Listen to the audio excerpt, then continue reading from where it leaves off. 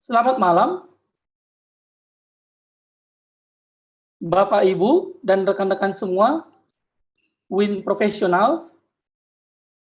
Kita ketemu kembali malam ini. WIN hadir dengan moto Pursuing God's Calling and Mission in the Workplace, dengan visi yang diambil dari Amsal 11 ayat 10a. Bila orang benar mujur, beria-rialah kota. Dalam terjemahan NIV disebut, when the righteous prosper, the city rejoices. Malam ini kita kembali berjumpa dengan saya, Johnny Welman Simatupang, yang akan menjadi moderator dalam webinar WIN yang keempat, seri yang kedua, bagian yang kedua pada malam hari ini. Namun saya tidak sendirian, karena sebagai moderator kedua ada Bang Atur Siburian yang akan membantu dan juga mengambil alih acara jika muncul kendala teknis dalam koneksi internet saya. Bang Arthur bisa mengenalkan diri secara singkat?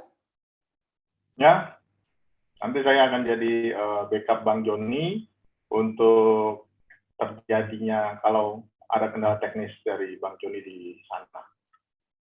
Silakan Bang Joni, lanjut aja. Oke. Malam ini kita akan melanjutkan sesi minggu lalu, tetap bersama dengan kedua pembicara kondang, yakni Bang Ruli Simanjuntak dan juga Kak Wanli. Namun saat ini kita akan lebih banyak mendiskusikan kepada real life cases dari beberapa WIN profesional. Ya. Beberapa WIN profesional yang sudah share dengan pembicara apa yang minggu lalu diminta untuk dilakukan. Ya. Nah, selanjutnya mohon rundown acara ditampilkan. Ya, rundown acara kita setelah pembukaan ada doa pembukaan nanti yang dipimpin oleh Pak Yosafat. Kemudian sedikit summary dari webinar yang kedua minggu lalu, part yang pertama dari moderator. Dilanjutkan dengan discussion dengan beberapa case study yang akan dipimpin oleh Kak Wanli. Lalu setelah itu ada QA, jadi rekan-rekan bisa mempersiapkan dari awal beberapa pertanyaan yang akan disampaikan setelah belajar diskusi dari case study yang akan dipimpin oleh Kak Wanli.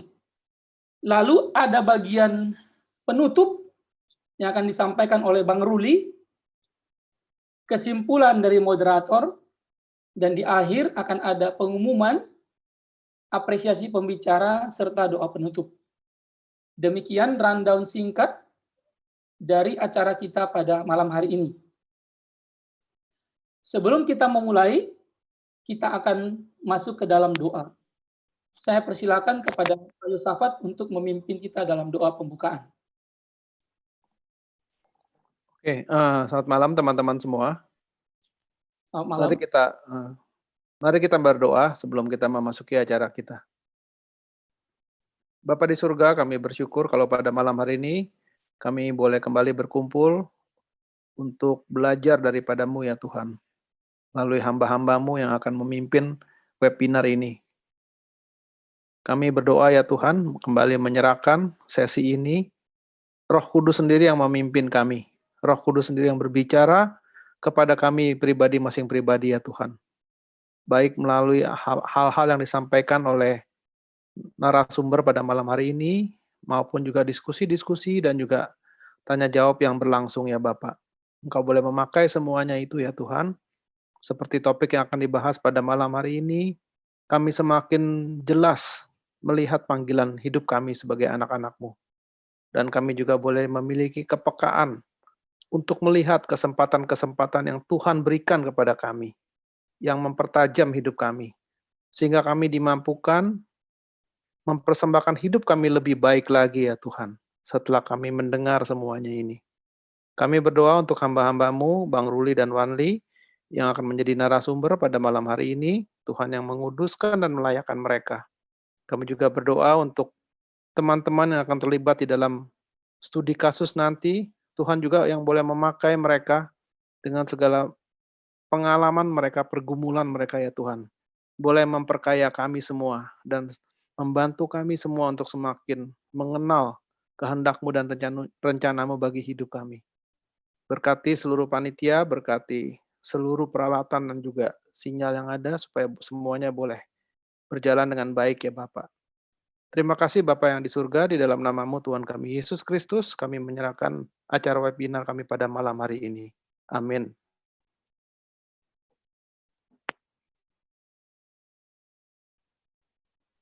Terima kasih Kak Yosafat yang telah memimpin kita dalam doa. Baik. Rekan-rekan sekalian, Bapak Ibu, teman-teman semua, seperti saya sampaikan tadi di awal, WIN hadir dengan moto Pursuing God's Calling and Mission in the Workplace. Dengan visi When the righteous prosper, the city rejoices. Bila orang benar mujur, beria-rialah kota.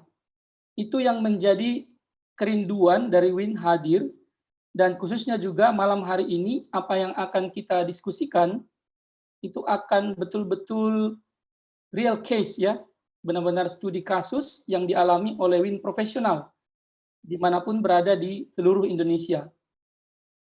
Nah, sebagai summary dari pertemuan minggu lalu, baik bagi rekan-rekan yang ikut maupun juga yang baru, saya ingin membacakan 3 poin saja sebagai kesimpulan. Yang pertama, Tuhan Yesus dalam kitab-kitab Injil menyatakan bahwa di masa-masa akhir bencana-bencana akan terjadi, termasuk pandemi yang saat ini kita alami.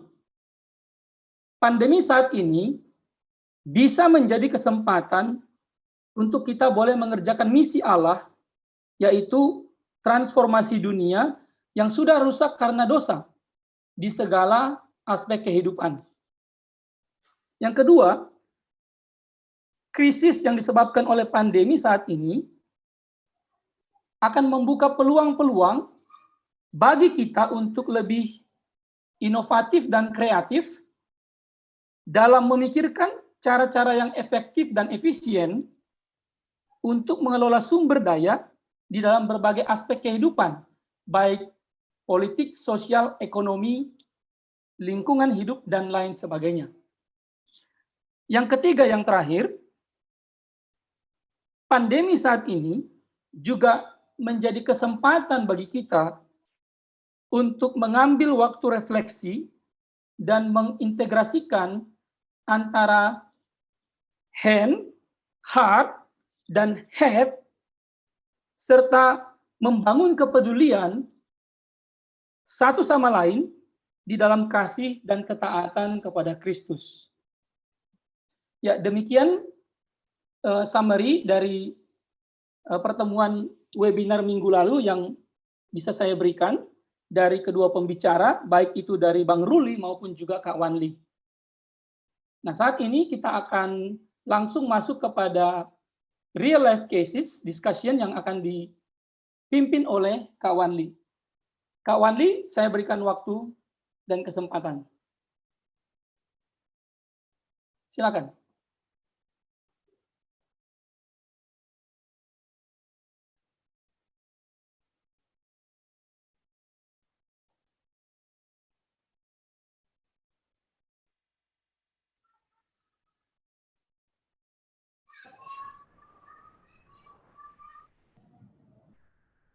Selamat malam teman-teman semua. Kita akan mulai kembali. Apa kedengeran suara saya ya?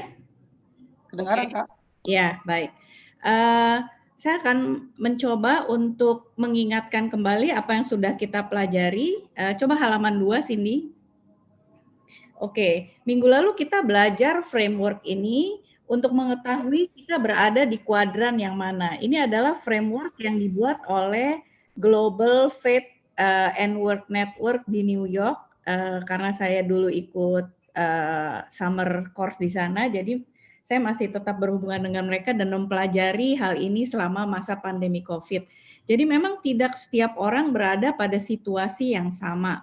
Nah, cara melihat daripada kuadran ini adalah kita melihat daripada resource level yang kita miliki pada saat ini. Apakah low atau high? Resource level itu tidak hanya masalah uang atau kekayaan atau tabungan ya teman-teman, tapi saya ingatkan berbagai hal yang kita miliki termasuk modal-modal sosial seperti network kita, koneksi kita, komunitas kita, dan juga resource yang ada dari diri kita sendiri yang diberikan oleh Tuhan, misalnya skill, talenta, bakat, kemampuan dan sebagainya. Nah, itu kita berada di mana? Apakah kita berada di level low atau high? Lalu yang sebelah bawah itu adalah bagaimana keadaan kita saat ini, keadaan pekerjaan kita. Apakah pekerjaan kita mendadak harus berhenti dan terdisrupsi karena kita harus work from home, atau kita jadi bekerjanya seminggu 2 kali, 3 kali saja, atau bagaimana? Dan atau kita termasuk kelompok orang yang justru pekerjaannya menjadi meningkat. Nah, ini menghasilkan 4 kuadran orang berada di posisi seperti apa? Apakah Anda berada di posisi confused, helpless, overwhelmed, atau exploited dengan masing-masing physical need, psychological need, dan temptation-nya masing-masing. Nah, ada kemungkinan juga dengan keadaan yang terus seperti ini, kita bisa berubah ya posisi kuadrannya ke arah mana. Jadi, next halaman berikutnya. Jadi, minggu lalu saya minta teman-teman exercise sendiri, mencoba untuk memikirkan dan membuat PR ya, pekerjaan rumah yang disubmit ke Google Sheet yang sudah kami berikan.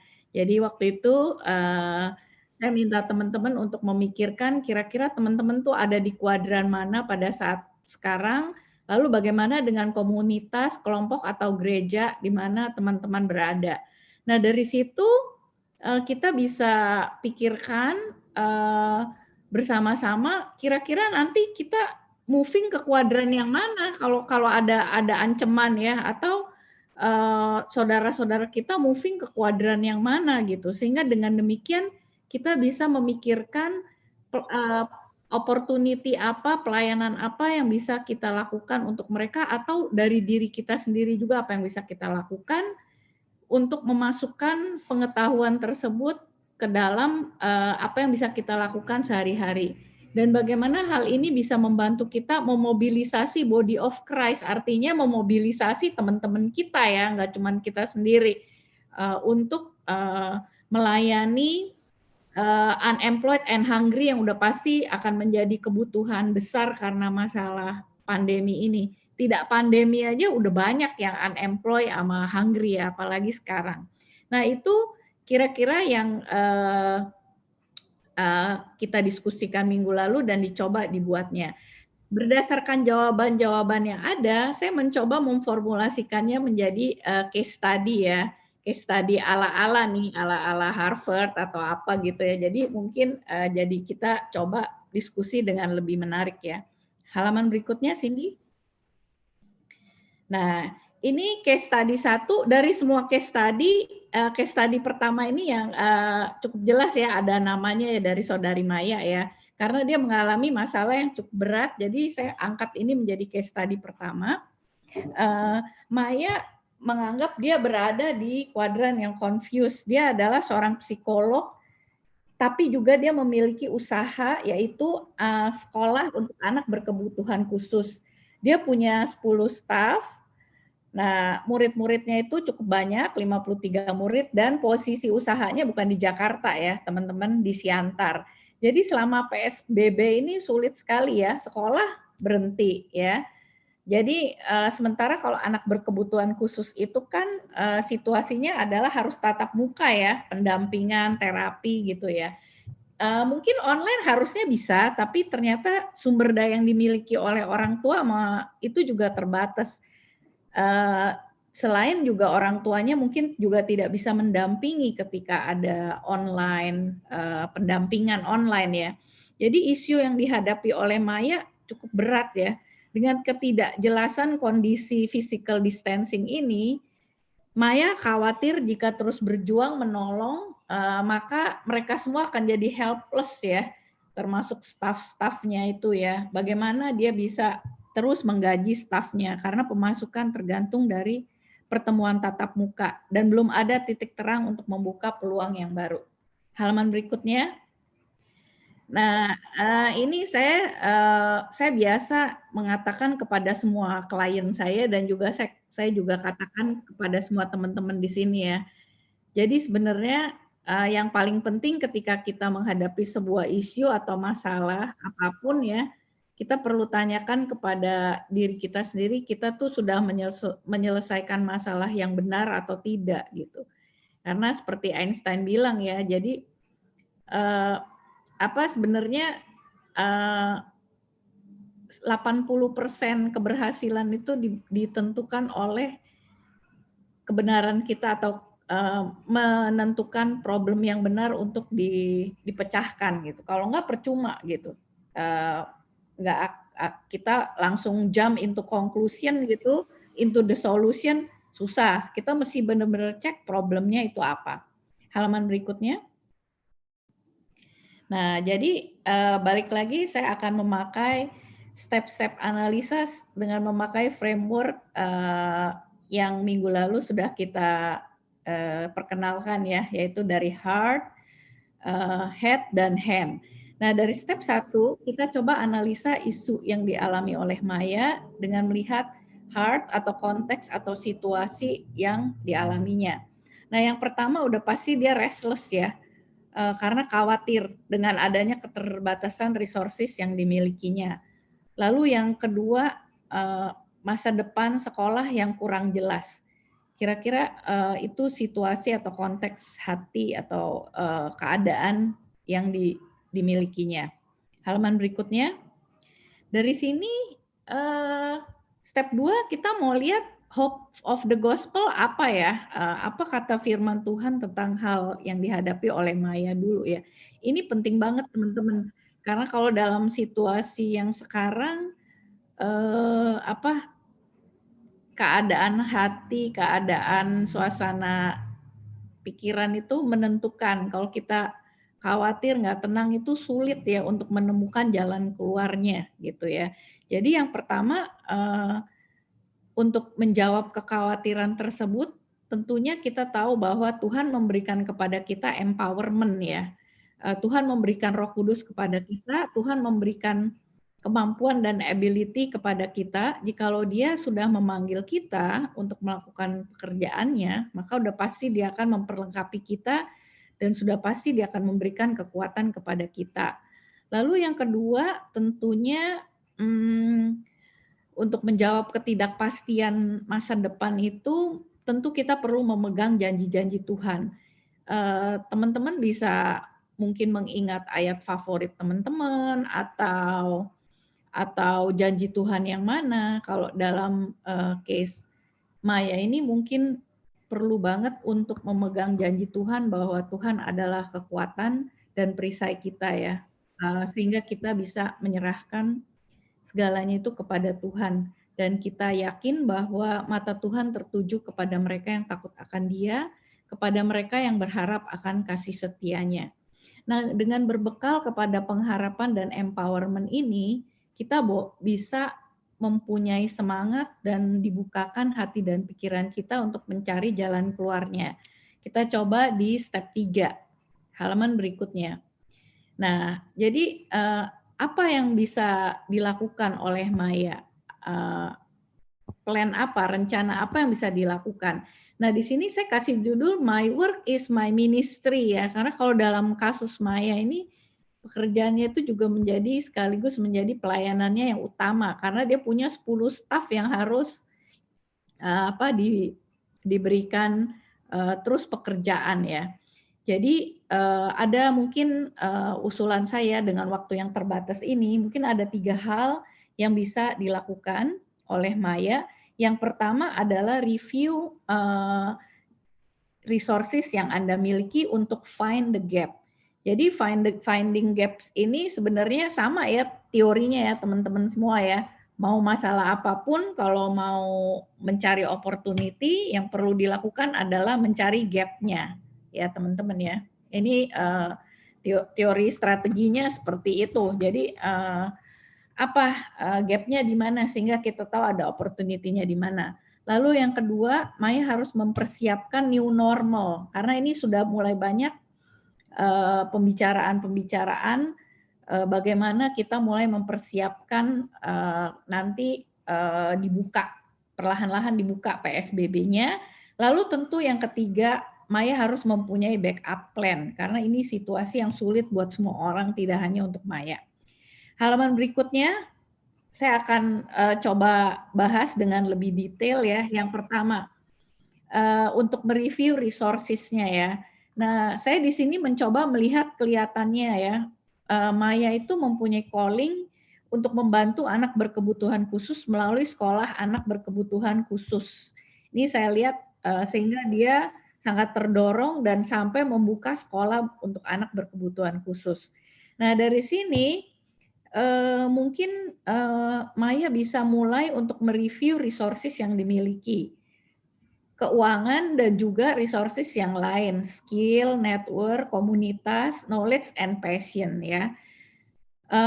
Maya bisa mulai dengan membuat analisa cash flow sederhana. Seberapa lama Anda dapat terus menggaji 10 karyawan Anda dalam kondisi tak ada pemasukan?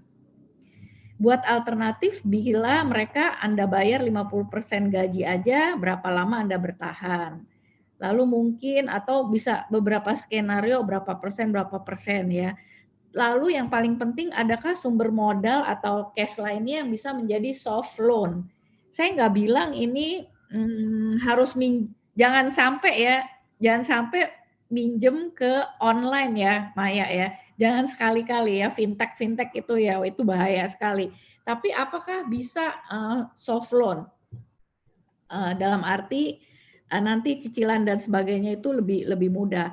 Jikalau Anda membutuhkan, bisa mencari resources yang bisa membantu Anda untuk membuat analisa cash flow sederhana ini. Tapi saya rasa ini mestinya sih kalau Anda sudah membuka sekolah cukup lama, mestinya udah bisa melakukan ini. Halaman berikutnya. Nah, lalu start to prepare new normal. Nah, dalam rangka mereview tadi, keuangan itu tadi ya, tentunya terkait dengan preparing new normal juga. Kalau sekolah udah boleh dibuka dengan protokol kesehatan, anggap aja 6 bulan lagi ya, yang paling, saya rasa yang paling optimis ya. Nah, coba buat financial projection-nya dengan biaya-biaya baru, pastikan kemungkinan besar akan ada biaya baru, paling nggak harus ada sanitizing dan sebagainya. Nah, itu kira-kira bagaimana dan bagaimana itu mempengaruhi nanti juga keuangan Anda. Sehingga balik lagi, apakah ada sumber modal atau cash lainnya yang bisa menjadi soft loan yang bisa membantu Anda bertahan paling tidak selama masa setahun ini. Itu. Lalu yang ketiga, halaman berikutnya.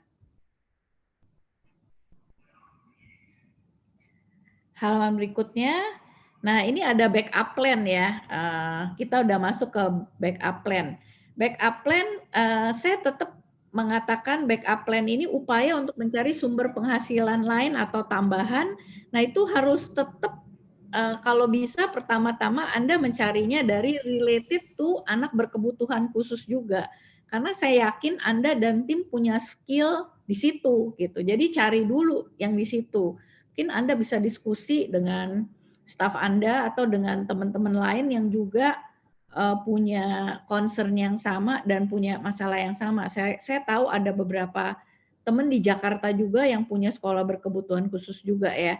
Jadi misalnya saya nggak tahu nih, ini hanya brainstorming dari saya aja, nanti bisa diinin lagi, belum tentu juga oke, tapi beberapa yang kepikir oleh saya bisa nggak ada home one-on-one session alternatif. Jadi kan mungkin nanti kalau udah dibuka dengan pembatasan sementara, bisa nggak staf Anda yang mendatangi rumah anak-anak itu? satu persatu, sessionnya mungkin 1-2 jam, seminggu hanya 2 kali atau apa, dan sebagainya.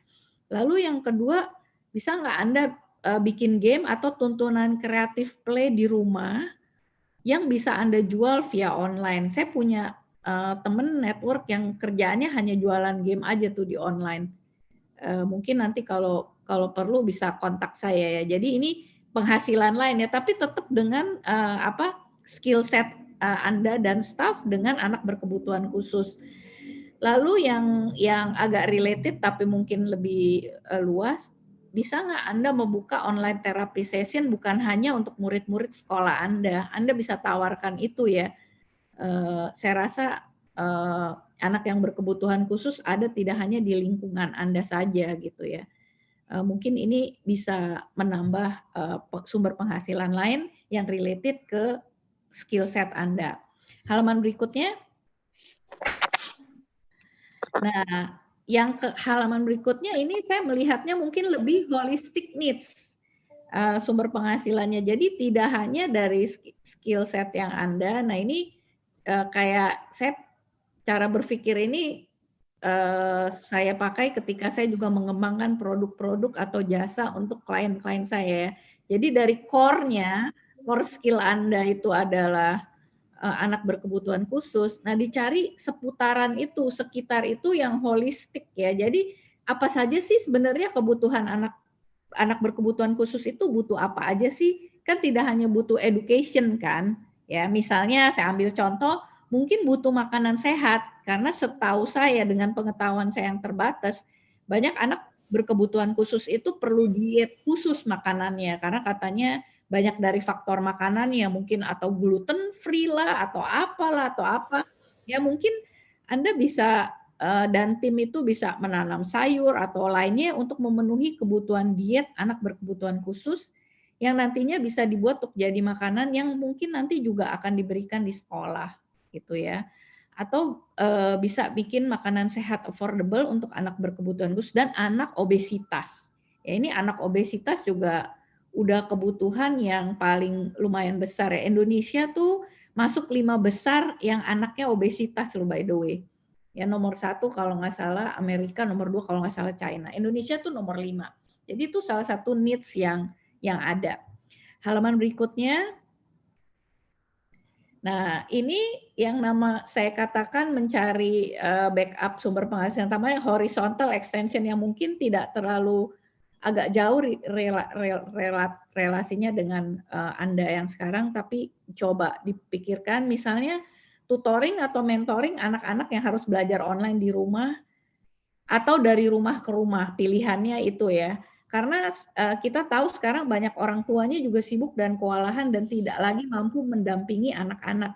Jadi ini anak-anak normal, bukan anak yang berkebutuhan khusus yang tentunya buat Anda lebih mudah ya, karena saya tahu anak berkebutuhan khusus itu jauh lebih sulit. Pasti tim Anda lebih mudah mengatasi ini. Ini kalau udah kepepet.com nih saya bilang nih ya. Jadi mungkin bisa dicoba gitu ya. Lalu bisa juga Anda menawarkan, nggak tahu Anda punya keterampilan ini atau tidak, tapi kalau saya lihat latar belakang studi Anda dan usaha Anda, mungkin bisa ikut online counseling untuk orang tua, bisa join dengan platform yang udah ada. Jadi Anda bisa menjadi salah satu counselornya di situ, either by phone, by WA, atau by chat, via Zoom, nggak tahu deh. Tapi setahu saya ada platform-platform ini. Nah ini beberapa yang mungkin bisa dicoba. Lalu halaman berikutnya. Nah ini ada lagi yang tambahan ya, yang mungkin ada idea ya, yang nggak terlalu related sekali, tapi saya usulkan ini ada di warna kuning ini, avoid creating a new wheel. Jadi kalau ketika nanti Anda dan staf Anda diskusi apa yang harus dilakukan, kalau bisa jangan create new wheel, maksudnya sesuatu yang jauh banget dari skill set Anda atau apa, nah nanti itu susah, lama gitu loh dapetnya gitu kan. Mungkin Anda bisa jualan produk organik, wellness, atau lain-lain yang terkait dengan kebutuhan anak, tapi nggak harus produksi sendiri. Mungkin bisa jadi reseller atau jadi member MLM. Nah itu kan nggak butuh ini apa-apa ya, hanya menawarkan saja gitu. Lalu apa tanam sayur dan pelihara ayam untuk konsumsi kelompok aja atau giliran masak bersama untuk menghemat pengeluaran, saya juga nggak terlalu tahu situasi 10 staf Anda itu bagaimana gitu. Tapi mungkin itu sesuatu yang bisa cukup mudah dilakukan dibanding misalnya keterampilan lain yang sangat sulit gitu. Jadi mungkin Anda bisa coba diskusikan dalam kelompok kebutuhan apa dalam masa new normal agar anak-anak dapat bersekolah kembali. Apakah kebutuhan itu bisa Anda sediakan atau tidak? Tapi balik lagi jangan yang creating new wheel ya. Maksud saya misalnya, nih saya ngomongnya mungkin terlalu berlebih-lebihan, tapi maksudnya misalnya jangan, yuk kita sama-sama belajar musik misalnya atau apa atau ya itu jangan gitu, atau yang lama banget gitu, yang sulit ininya apa namanya hasilnya. Mungkin pelihara ayam jangan-jangan lebih susah daripada pelihara ikan lele mungkin ya, saya nggak tahu ya, saya bukan orang peternakan, tapi maksud saya apa yang bisa cepet gitu loh untuk menghasilkan. Kira-kira itu untuk case study yang kita bahas untuk Maya. Kalau teman-teman ada ide lain atau masukan lain silakan di WA ya, mungkin nanti tim Joni dan tim bisa ngelihat. Nah ini karena tadi di sini ya kebutuhan utamanya saya rasa harus tenangkan diri dulu ya, baru kita berdiskusi bersama tim untuk menentukan jalan keluarnya. Jadi nanti kalau Anda merasa butuh untuk ada yang butuh orang yang tahu apa, mungkin bisa lemparkan ke grup. Barangkali kami bisa membantu, tapi kami tidak menjanji, kami bisa mencoba connect, mungkin bisa dibantu oleh, kalau financial kita punya teman yang jago siapa, kalau yang ini siapa, atau yang ini siapa. Kira-kira gitu untuk kasus daripada Maya, teman kita yang saat ini confused dan stafnya mungkin kalau tidak segera ditolong menjadi helpless ya. Kira-kira seperti itu. Oke, saya akan lanjutkan karena waktunya terbatas. Case study yang kedua, ini sebenarnya banyak banget dari teman-teman yang confused ya. Di sini saya sebutkan aja nama-nama teman-teman yang menjawab ya. Ada Henny, Mas Kunarti, Kristini, Minerva, Anita, Johan, Rebecca, Hesti, Agustinus, Infani, Esther, Ernipe, dan Trinita yang merasa masuk ke dalam kelompok confused ya. Kebanyakan teman-teman bekerja sebagai profesional di BUMN atau PNS atau perusahaan swasta atau guru dan melakukan work from home dan shift masuk kantor kurang dari 5 hari kerja per minggu. Halaman berikutnya. Nah, dari sini kita balik lagi sebenarnya kelihatannya apa sih dari yang teman-teman tuliskan itu, saya mencoba menyimpulkan situasi hard condition yang dihadapi teman-teman sekarang. Yang pertama kayaknya banyak yang merasa restless gitu ya, khawatir kurang bisa memanfaatkan waktu dan bekerja dengan efektif. Lalu yang kedua merasa masa depan kurang jelas. Ada kemungkinan juga diberhentikan sementara atau pemotongan gaji, atau bahkan ada yang sudah mulai berpikir dan mempertimbangkan untuk mengganti pekerjaannya ya, atau mengganti berhenti bekerja seperti itu. Lalu yang ketiga, tapi tetap ada kerinduan untuk membantu atau berbuat sesuatu, tapi bingung apa yang harus dilakukan dan bagaimana memulainya. Kira-kira itu hal yang dialami oleh teman-teman kita profesional yang confused. Halaman berikutnya. Nah, dari sini hope of the gospel apa sih dari kacamata theology of work? Apa sih yang bisa menjawab isu yang dihadapi oleh teman-teman kita di kuadran profesional yang confused ini? Pertama, restless, nggak heran ya teman-teman kita tuh merasa restless. Kenapa? Karena kita tahu work bekerja itu ada di DNA kita. Jadi emang kalau nggak kerja tuh kayaknya jadinya restless gitu ya. Kok kayaknya aneh gitu ya. Karena kita tahu bahwa kita punya Tuhan yang bekerja ya.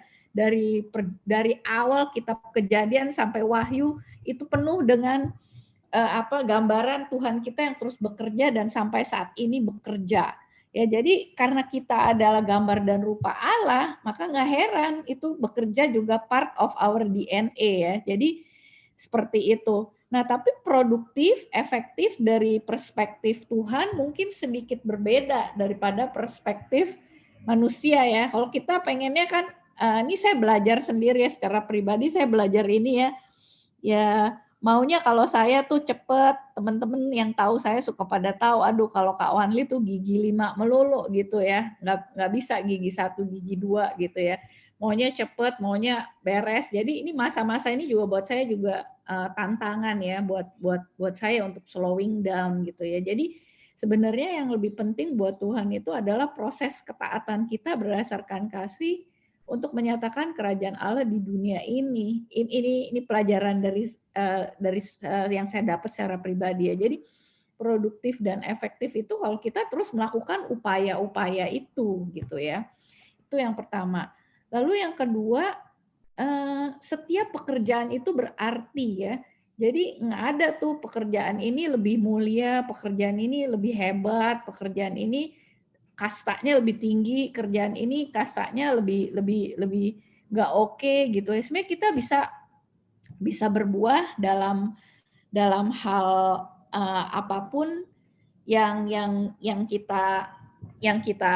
kita lakukan ya teman-teman ya. Jadi sama ya untuk poin 1 dan 2 saya juga belajar nih. Kayak sekarang saya tiap hari harus masak gitu kan. Dulu jarang-jarang saya masak gitu dan sekarang masaknya jadi tambah lama dan tambah banyak gitu. Waduh, dulu saya pernah secara tidak sadar menganggap masak itu remeh. Yang sebenarnya buat apa sih gitu. Saya merasa lebih efektif dan produktif kalau saya melakukan hal yang lainnya. Masak saya delegasiin aja ke orang lain gitu.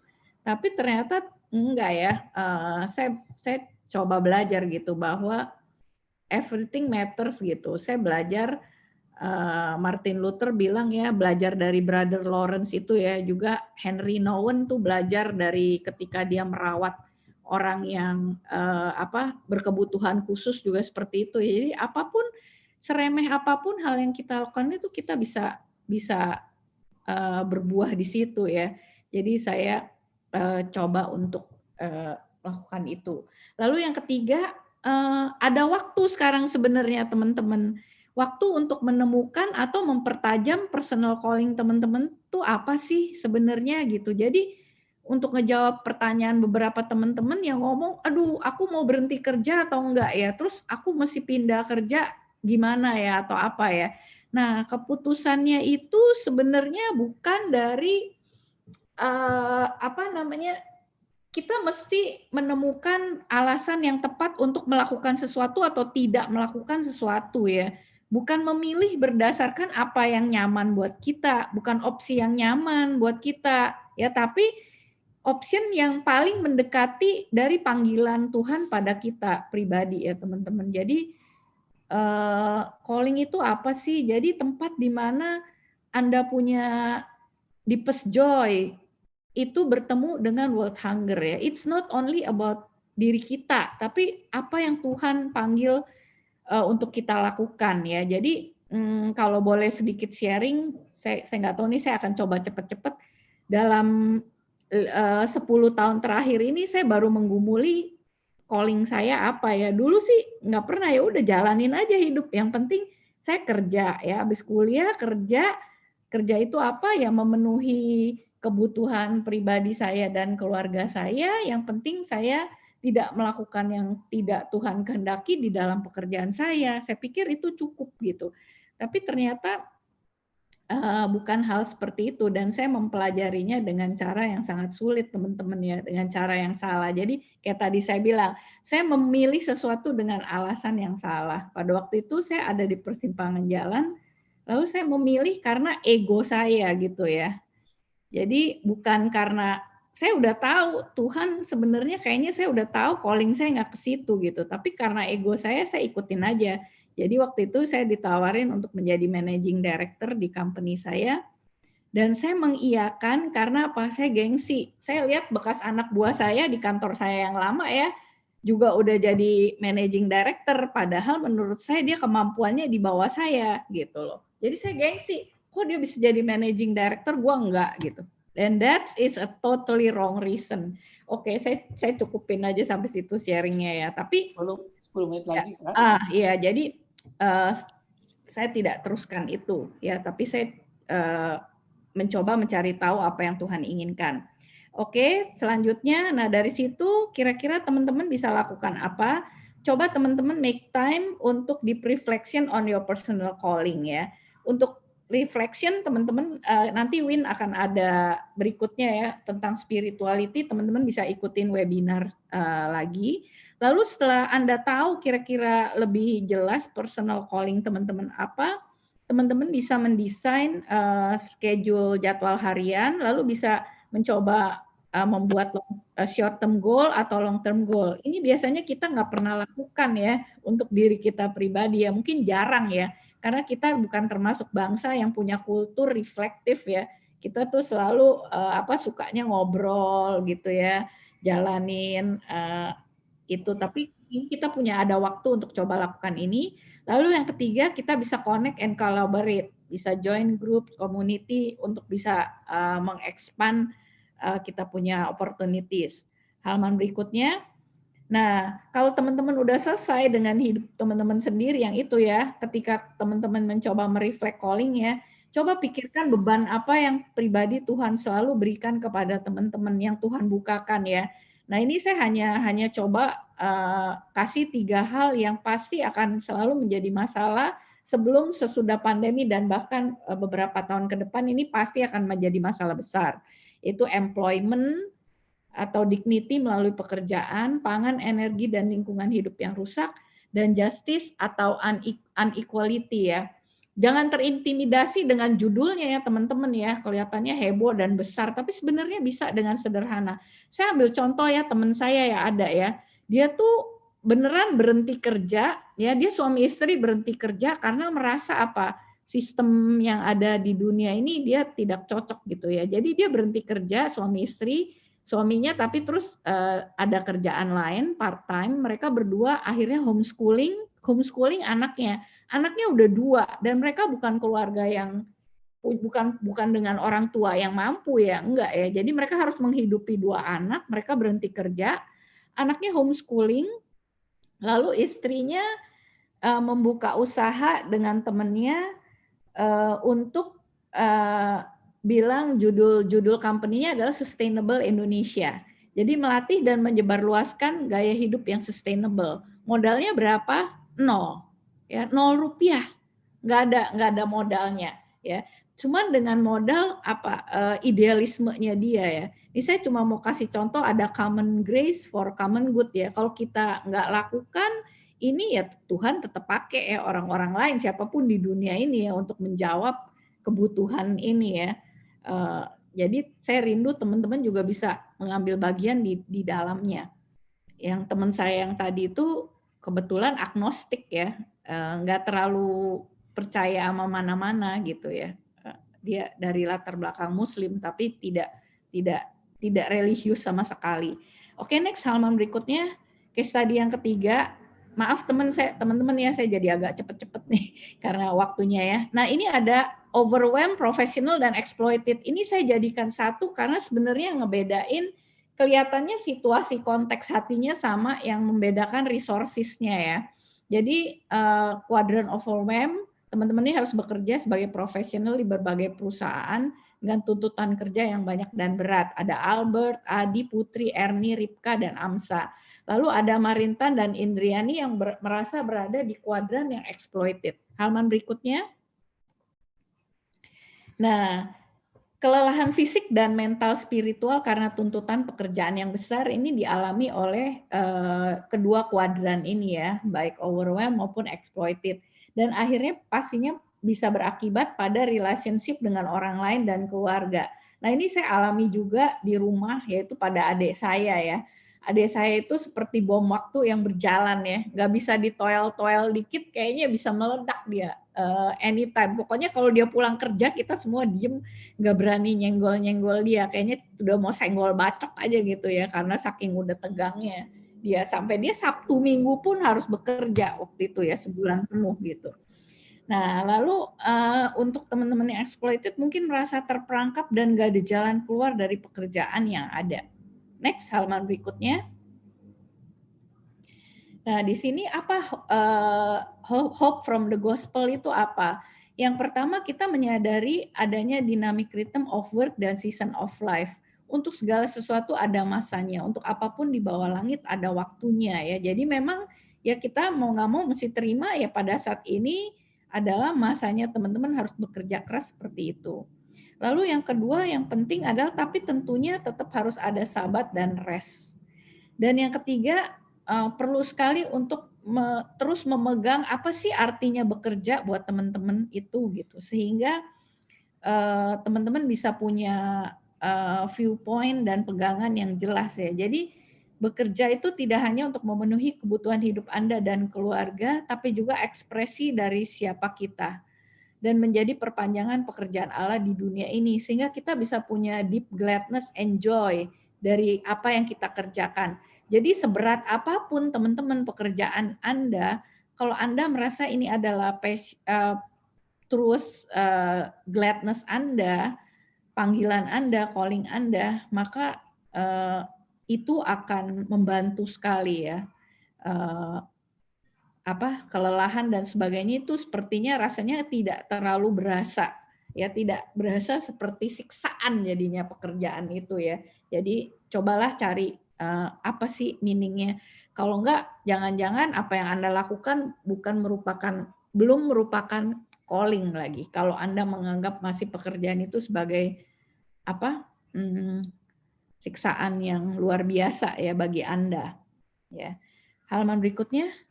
Nah, jadi penting banget untuk menemukan irama dari work and rest Anda ya, untuk physical dan spiritual, baik untuk overwhelmed dan exploited.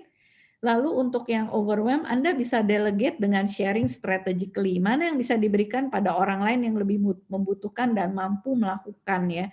Jadi ingat ya, Anda bisa delegate. Ya, misalnya tadi kalau Anda sibuk, mungkin Anda bisa berikan sebagian tugas Anda untuk mengawasi anak-anak kepada orang lain, teman-teman Anda yang confused mungkin, yang bisa membantu Anda, dan sebagainya.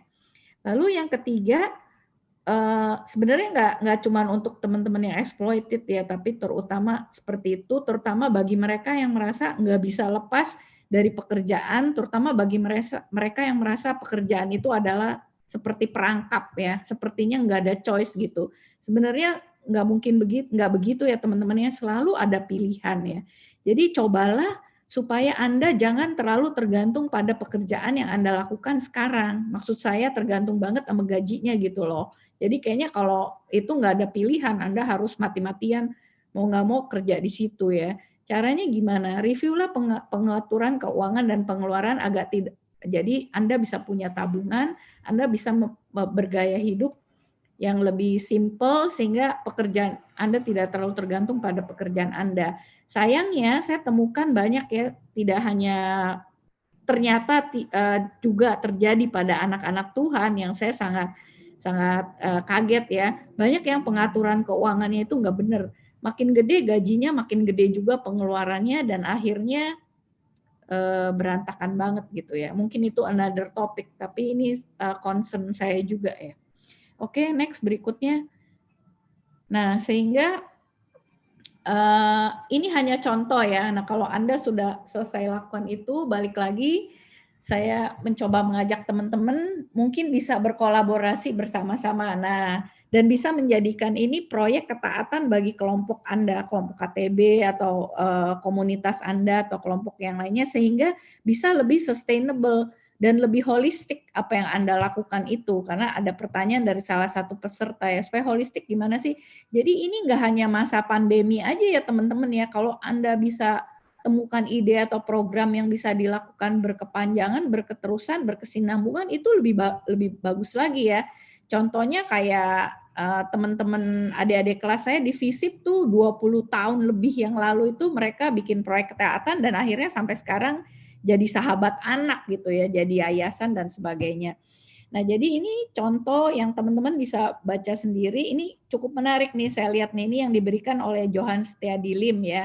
Overwhelm bisa kasih dana, yang kerjain bisa teman-teman yang confused, targetnya bisa helpless, exploited, atau bisa buat semuanya. ya mungkin bisa bikin platform sharing, upgrade kompetensi, rekomendasi peluang kerja, ide usaha, bisa juga share funding. Nah ini penting nih, share funding ya. Teman-teman yang overwhelmed bisa ngumpulin funding sama-sama sedikit, akhirnya lama-lama jadi bukit ya. Lalu ini juga menarik nih, supermarket curhat ya untuk chat, ngobrol, dan melegakan mental atau spiritual. Dan ide-ide lain yang saya belum sempat masukin ya, yang diberikan oleh teman-teman sebagai jawaban. Nah yang penting adalah temukan kelompok atau teman pendukung ya, ini penting banget nih teman-teman, support group. Tidak hanya di masa pandemi ya, terlebih-lebih di masa seperti ini ya. Dan juga mentor yang bisa menolong.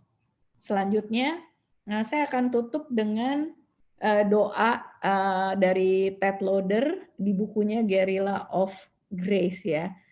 Tuhan, saya bersukacita dengan karya-karya Tuhan, ciptaan Tuhan, dan berdoa semoga Roh Kudus Tuhan menyentuh saya dengan demikian mendalam sehingga saya bisa menemukan diri saya sendiri. Apa yang membuat saya bersukacita, menjadi siapa saya, dan juga tetap merasa gelisah agar saya tidak menjadi diri saya yang kurang dari apa saya seharusnya. Buatlah saya cukup sederhana untuk tidak dibingungkan oleh kekecewaan, cukup jelas untuk tidak salah mengerti antara kebebasan dan kesibukan, cukup jujur untuk tidak mengharapkan bahwa kebenaran itu tidak menyakitkan, cukup berani untuk tidak hanya menyanyikan lagu-lagu saya secara pribadi, cukup punya compassion untuk tidak terlibat dalam kesulitan, cukup rendah hati untuk mengakui kesulitan dan mencari pertolongan, cukup bersukacita untuk merayakan semuanya, merayakan diri saya, orang lain, dan Engkau Tuhan melalui Yesus Kristus Tuhan kita. Nah, semoga ini bisa menginspirasi teman-teman semuanya. Terima kasih, saya serahkan kembali kepada Joni. Baik, terima kasih Kak Wanli untuk pemaparannya yang sangat to the point dan juga membukakan kepada kita beberapa kasus yang real yang dialami oleh WIN profesional di berbagai tempat di Indonesia. Ya. Saat ini kita masuk kepada question and answer. Ya. Jadi ini ada beberapa pertanyaan yang bisa dijawab oleh pembicara ya, baik itu Kak Wanli maupun juga Bang Ruli, ya, yang terkait dengan apa yang disampaikan minggu lalu maupun juga minggu ini. Yang pertama, saya minta Bang Ruli nanti akan menjawab terlebih dahulu. Pertanyaannya demikian, jika perusahaan memberlakukan PHK sementara ketika pandemik ini, lalu setelah pandemik ini berlalu, dipanggil kembali untuk bekerja di perusahaan yang sama. Nah, karena prinsip harga diri, nah dia bertanya, apakah kita terima lagi atau bagaimana sikap kita sebagai orang Kristen? Apakah kalau kita terima lagi itu, kalau kita tidak terima lagi, apakah itu bertentangan dengan ajaran firman Tuhan? Atau bagaimana sikap kita seharusnya? Itu pertanyaannya dari Roy Presley. Clear nggak Bang Ruli pertanyaannya? Jelas. Ya, boleh silakan jawab, Bang. ya? Yang pertama Bang Ruli untuk memberikan jawaban. Komentar. Terima kasih untuk pertanyaannya. Tuhan ingin kalau kita menghadapi sesuatu masalah, bukan bereaksi, tapi memberikan respons.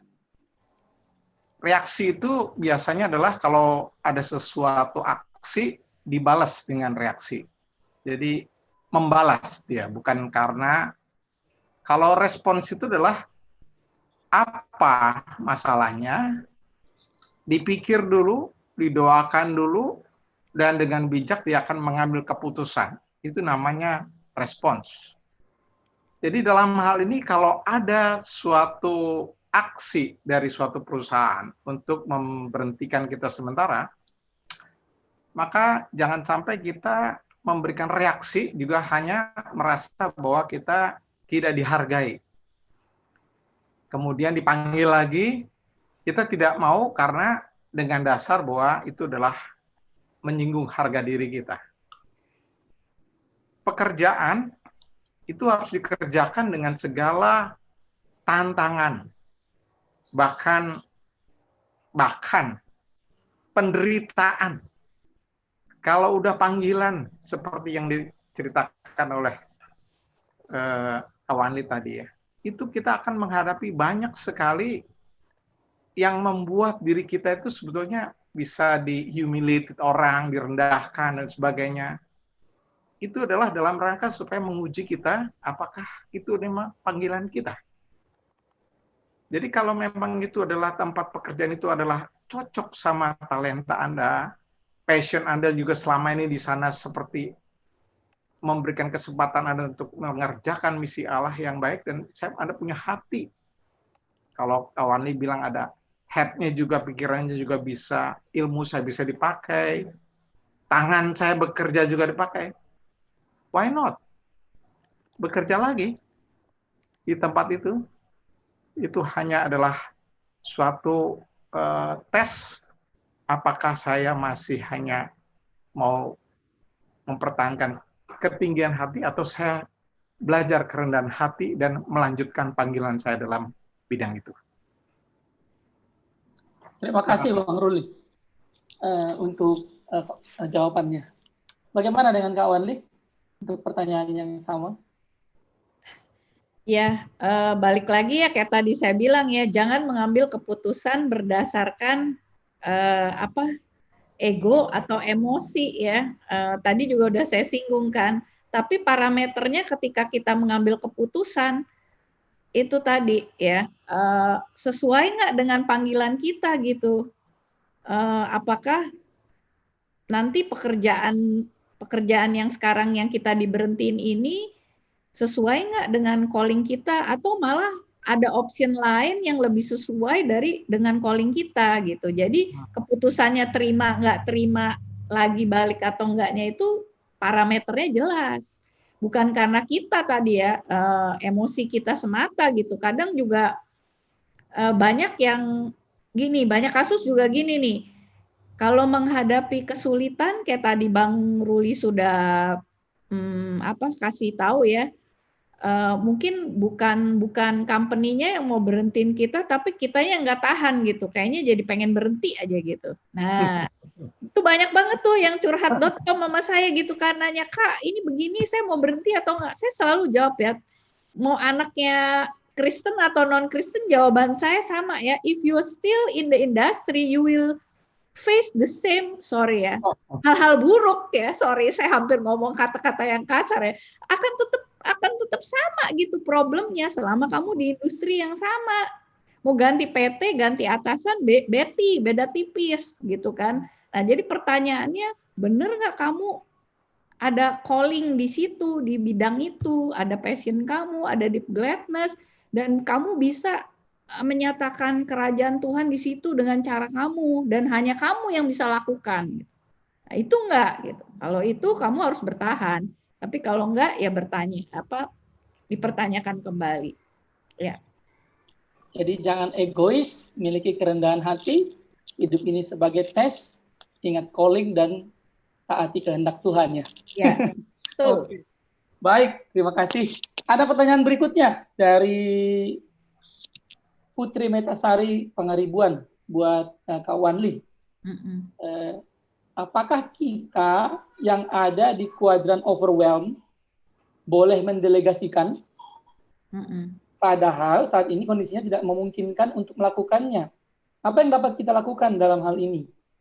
Saat ini saya memiliki 2 atasan, tetapi mereka tidak memiliki peers. Oke. Eh, Sebenarnya ada dua hal yang bisa dilakukan nih Putri kalau secara praktis ya. Yang pertama bisa nggak? Apakah Anda ini yang saya nggak tahu. Apakah Anda punya kewajiban atau hal-hal lain yang harus Anda lakukan di luar pekerjaan? Nah, mungkin hal-hal itu yang paling mudah didelegasikan terlebih dahulu. Misalnya saya nggak tahu ya, mungkin Anda punya kewajiban lain di rumah misalnya. Harus mengurus siapa atau apa. Kalau dalam kasus saya harus mengurus papa saya gitu, yang udah tua gitu ya. Nah, hal-hal yang seperti itu yang di bawah kuasa kita bisa kita delegasikan. Itu dengan mudah memang ya. Lalu kalau untuk yang pekerjaan, bagaimana cara mendelegasikannya tidak punya peers pada saat ini?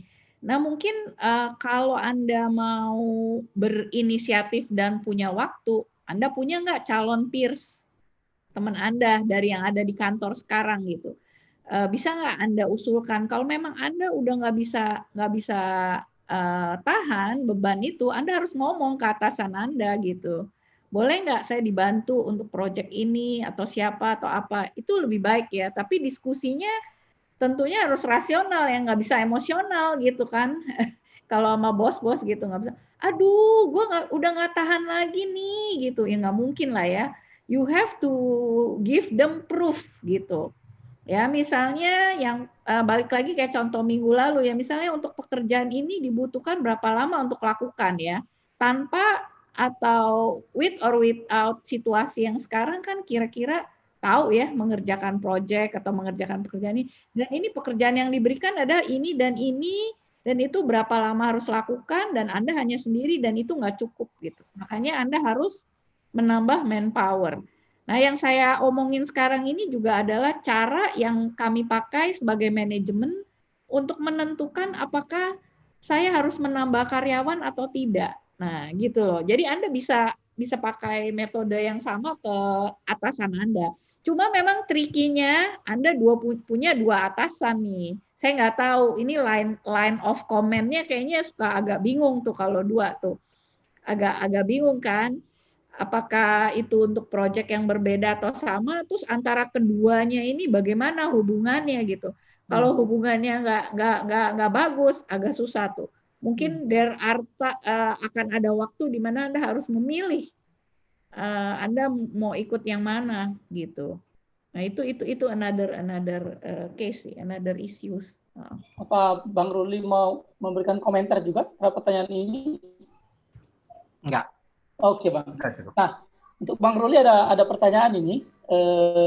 Karena adanya pandemik ini, kita menyadari tak selamanya kita sebagai karyawan swasta, apalagi hanya di level staff saja.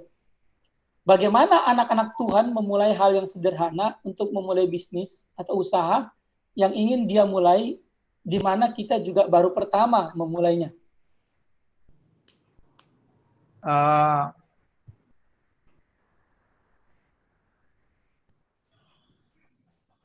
Kita bekerja selalu berdasarkan melihat apa yang Tuhan karuniakan di dalam diri kita, apa talenta, karunia, pengetahuan dengan melihat ke dalam diri yang Tuhan karuniakan. Jangan cepat tertarik atau tergoda untuk memulai sesuatu Anda hanya karena melihat ada orang lain ngerjain dan dia bisa jadi orang kaya dan sebagainya gitu ya. Itu godaan dunia ini selalu begitu memberikan wah lebih enak ya. Dan bahkan ada yang berpikir kalau saya kaya raya kan saya bisa mempengaruhi banyak orang gitu ya. Padahal yang enggak, Tuhan bisa pakai kita yang seperti kawan itu bilang perkaranya kecil tapi bisa menjadi berkat ya. Kalau Teresa mengatakan perkara yang kecil tapi dengan kasih hati yang besar akan memberikan dampak yang besar. Jadi kita sebagai anak Tuhan nggak usah berpikir untuk memulai sesuatu yang baru terus kemudian kita jump kepada suatu bisnis yang kita nggak tahu, apalagi kita nggak punya talenta di dalamnya. Itu menurut saya hanya membuat resiko yang sangat nggak perlu dikerjain. Justru kita harus melihat bahwa apakah Tuhan memanggil kita ke sana. Jangan sampai kita tergoda lihat orang lain, kemudian kita pengen masuk ke dalamnya. Ya, misalnya sekarang ya, banyak sekali orang-orang milenial mengatakan gini, saya pengen buka startup, bisnis baru, ya, saya pengen jadi entrepreneur gitu. Ya, untuk hanya Anda merasa bahwa bisa lakukan itu, tapi jangan cepat-cepat merasa bahwa kita itu terpanggil untuk hal itu. Kalau memang kita tidak punya karunia, kita nggak punya network, kita nggak punya sesuatu yang bisa dipakai untuk hal itu. Mungkin orang bilang kita jump aja, coba-coba dulu. Ya, bisa saja, tapi Anda sebenarnya terlalu berisiko besar kalau hal itu. Karena nggak semua orang terpanggil untuk jadi entrepreneur, membuka usaha yang baru seperti itu. Ada yang memang dipanggil Tuhan untuk jadi pegawai negeri. Ada yang dipanggil Tuhan untuk kerjanya juga nggak jadi direktur kok, gitu, nggak jadi pejabat, nggak apa-apa. Tapi dia meniti panggilannya, ada yang menjadi dosen seperti Bang Joni gitu ya. Dia memang panggilannya di dalamnya, tapi dia enjoy, dia ada hatinya di situ, dan bisa mempengaruhi banyak orang, bisa menjadi berkat bagi orang. Itu lebih utama daripada kita mau melihat bahwa sepertinya bahwa ada orang yang berusaha. Tapi kalau memang itu adalah Anda merasa bahwa Anda punya talenta untuk berbisnis, membuka usaha baru, oke. Lihat step-step berikutnya, cari jaringan yang ada, boleh Anda untuk boleh berelasi dengan kolaborasi dengan mereka, tapi jangan cepat-cepat mengambil keputusan itu untuk keluar dari perusahaan yang ada sekarang, terus kemudian langsung membuat itu. Mari di-assess dulu, careful, hati-hati, dan jangan terikut-ikut sama orang. Tetapi tentukan dulu what kind of business Anda mau enter, terus kemudian Anda melihat peluang-peluangnya, lihat jejaringnya, dengan Anda melihat itu, baru Anda berani untuk masuk ke dalamnya, mulai belajar di dalamnya. Oke, jangan semata-mata hanya ambisi pribadi atau aktualisasi diri ya Bang ya. Iya. Baik. Kawan Li, mau menambahkan? Sedikit aja. Ya, silakan. Ya, sedikit aja. Saya cuma melihat dari klien-klien saya, dari anak-anak startup yang saya bina, dan orang-orang yang udah pada berhasil itu, kayaknya kalau yang berhasil jadi pengusaha itu rata-rata mereka dreamer ya. Ya, dreamer, tapi dreamnya itu jelas ada purpose-nya gitu, ada tujuannya di luar diri mereka sendiri ya.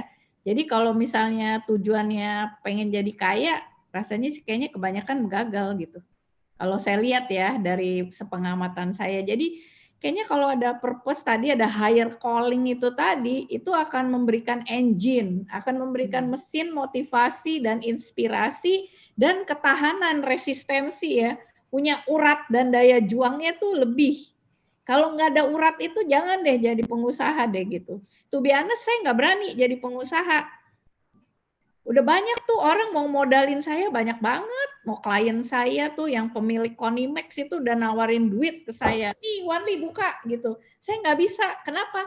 Saya urat itu tadi saya tuh kecemasan saya tinggi gitu. Gila ya kalau ada 50 orang yang hidupnya tergantung sama saya misalnya gitu. Saya udah nyobain soalnya, saya udah jadi direktur gitu ya. Gila nih 50 orang nih hidupnya nih ada di tangan saya gitu. Ngeri banget gitu. Nah, itu saya nggak bisa tuh, nggak tahan. Saraf saya nggak tahan gitu ya. Jadi jangan kalau makanya kenalilah diri Anda sendiri. Dengan pengenalan yang benar akan Tuhan, pengenalan akan diri sendiri itu juga akan lebih jelas. Sehingga itu bisa membantu Anda. Baik, thank you Kak. Buat Bang Ruli, ada dari Ristawati Gultom ini. Tadi membahas pelayanan yang holistik, salah satunya menjangkau ranah ekonomi.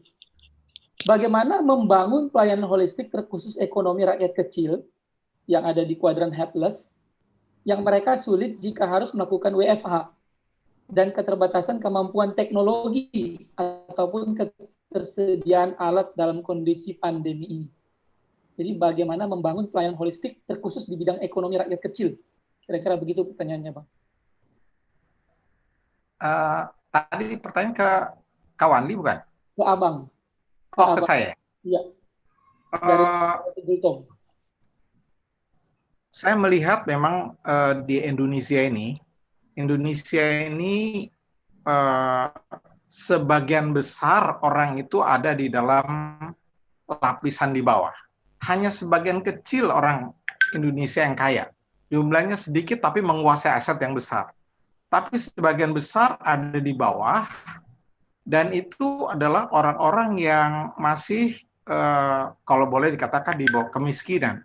Dan ketika dia ada di dalam kemiskinan itu, mereka betul-betul memerlukan adalah orang-orang yang punya visi untuk mengangkat orang-orang yang kecil itu. Dan visinya harus bukan hanya memberikan hanya donatur atau donasi, membantu mereka, hanya memberi makan dan sebagainya. Saya sering mengatakan kepada orang-orang yang melayani seperti itu, berikanlah kail, jangan berikan ikan. Jangan hanya memberikan ikan. Untuk pertama kali boleh Anda akan memasuki daerah seperti itu dan memberikan kepada orang yang kelaparan dan sebagainya. Karena orang lagi kelaparan harus dikasih makan. Tapi jangan sampai orang itu nanti bergantung hanya pada bantuan-bantuan yang sifatnya hanya dia menerima. Kita harus memberikan jalan keluar bagi orang-orang yang kurang kerjaan seperti itu atau pengangguran, nggak bisa. Contoh, saya menghubungi ada orang-orang yang notabene punya uang.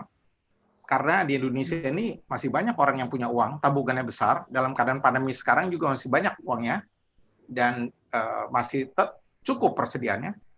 Maka saya menghubungi mereka dan saya bilang gini, jangan tunggu pemerintah untuk hanya menyalurkan stimulus, tetapi mari orang-orang kaya, seperti kita, orang-orang yang punya kapasitas keuangan cukup, untuk menginvest sesuatu dalam pekerjaan-pekerjaan yang kecil-kecil tapi bisa banyak. Contoh, ada banyak pekerjaan-pekerjaan yang di kompleks-kompleks perumahan yang bisa dikerjakan, dan itu adalah memberikan pekerjaan kepada orang-orang masyarakat kecil. Ini seperti besok. Saya langsung berhadapan sama ada orang yang nganggur, nggak punya kerjaan, dan mereka bisa menolong, membantu bekerja dalam sebuah kompleks perumahan, dan dia bisa dapat kerjaan. Dan dengan kita menghubungi orang-orang yang punya uang, dan dia bisa untuk masih punya men-spend uangnya, orang-orang itu harus kita ajak bersama-sama, lihat, nih ada orang-orang yang menganggur, mereka bisa kerja sebetulnya, kerja yang sederhana, contoh, membuat gorong-gorong, membersihkan kompleks yang begitu banyak, membuat tembok, kalau di tempat saya tembok-tembok daripada, dan itu bisa dikerjakan, dan itu membuat kesempatan orang untuk bekerja daripada hanya kita memberikan kepada mereka uang makan yang sebentar dia makan habis. Kita perlu untuk mengajak orang-orang yang punya dana saat ini, jangan hanya nunggu pemerintah, tetapi kita ini sebagai leader-leader yang bisa mempengaruhi dengan jejaring kita, untuk bisa orang itu juga memikirkan bagaimana uang mereka itu untuk bisa dipakai untuk proyek-proyek yang sederhana, infrastruktur yang sederhana yang bisa dikerjakan, tapi melibatkan orang-orang yang kecil yang masih bisa untuk bekerja karena dia menganggur. Sementara itu.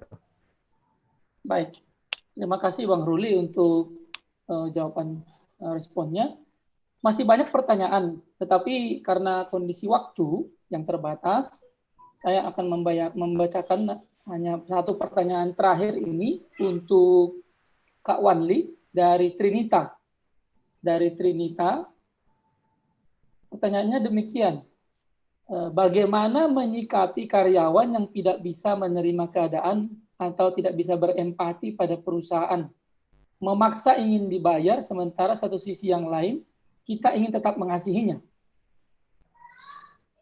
Oke, ini memang masalah klasik nih kalau kita jadi pengusaha atau mulai dari kalau kita kedudukan misalnya di kantor makin tinggi, udah manajer aja ya, itu akan menghadapi kepusingan yang sama ini, yaitu bagaimana membalance antara justice sama grace.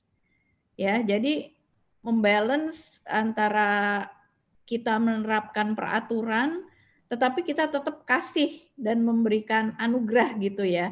Nah, memang itu sulit, nggak ada shortcut nih jawabannya nih. Dan tetap akan selalu ada orang-orang yang nggak tahu diri, yang rasanya pengen kita tampolin itu tuh pasti ada ya teman-teman ya. That's why kalau mikirin ini, saya makin kagum ya sama Tuhan ya. Aduh, Tuhan tuh ini banget ya, apa namanya, bisa terima banget gitu ya. Tapi ini namanya perusahaan gitu. Jadi tergantung sebenarnya policy perusahaannya apa. Kita kalau kita bukan pemilik perusahaan, mau nggak mau kita harus menjalankan policy perusahaan itu. Kalau kita ownernya, tentunya kita lebih bebas untuk memberikan peraturan-peraturan apa yang menurut kita itu bisa baik. Tetapi prinsipnya adalah tetap justice sama grace itu mesti seimbang ya, nggak bisa gitu kalau memang nggak ya misalnya nih orangnya let's say dengan keadaan yang seperti ini dia tetap maksa dibayar, ya kita akan bilang nih dengan kondisi begini kamu dibayar penuh tapi perusahaan hanya bisa membayar berapa bulan, habis itu kamu diberhentiin gitu kan. Kamu mau pilih yang mana gitu kan. Sebenarnya agak mirip nih sama yang Maya tadi kan. Maksudnya mungkin perusahaan akan lebih bisa bertahan kalau bayarnya half misalnya. Nah itu bisa dibicarakan gitu. Kalau dia tetap nggak mau, ya mau nggak mau kita menjalankan policy-nya apa gitu. Ini mah banyak banget. Yang jangankan yang kelas bawah, yang kelas menengah aja banyak banget yang kayak gini gitu kan, ngoceh-ngoceh sama perusahaan padahal apa yang dia kasih gitu kan sebenarnya replaceable banget gitu kan kalau dari mata perusahaan gitu, tapi core-core-nya itu udah susah gitu. Makanya nih ini balik lagi nih ke yang tadi, poin yang tadi. Ini juga akan lebih sulit lagi kalau Anda owner pengusaha. Makanya itu tadi saya bilang kalau saya nggak punya urat. Iya cukup itu kalau dari saya. Baik, terima kasih Kak Wanli dan juga untuk Bang Ruli atas respon pertanyaan-pertanyaan. Masih ada beberapa yang tidak bisa disampaikan saat ini, namun nanti akan dijawab lewat email kepada teman-teman yang menanyakan.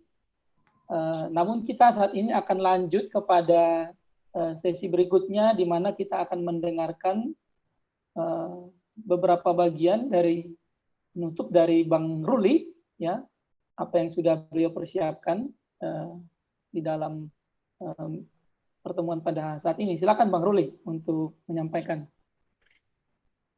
Terima kasih. Mohon Cindy ditampilkan. Minggu yang lalu